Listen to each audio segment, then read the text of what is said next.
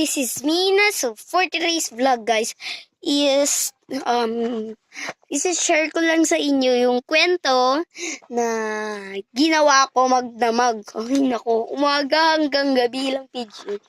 6 page. Ayan, sulat ng ading ko. You know?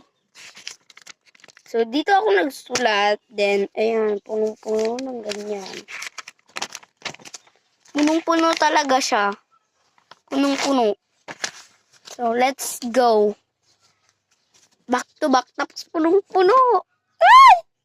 Tapos maliliit pa yung letra. And sisil po siya. Pero okay lang kasi gawan ako sanay sa sisil po.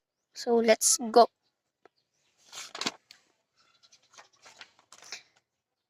I-start na natin. Wait. The second try. And this is the story of kanta ko siya. And nakaisip ako. Sabi ba, kumakanta ako ng sino ang pipiliin ko? Ikaw ba na pangarap ko? O siya bang tumatakbo sa puso ko? Diba ganon? Pero hindi ako marunong kumanta guys. So, okay lang. Kasi nagpiyok-piyok rin ako. And, alam niyo na. May agpaparaw. So, let's go. Naisip ko,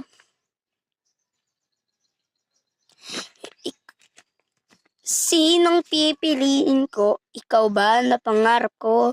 O siya bang tumatakbo sa puso ko? Ayun. At isip ko na lang ganun yung title neto. And memorize ko naman. So let's go. Huwag lang tayo magganto ka. Memorize. Go, let's go. Once upon a time, there was a kid born in the city. And there's a kid born in the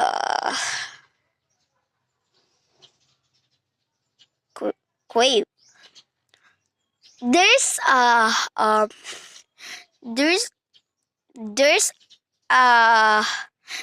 girl.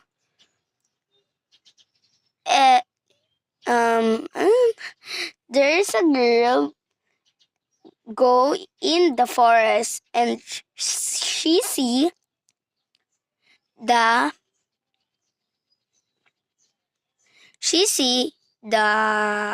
ewan ko.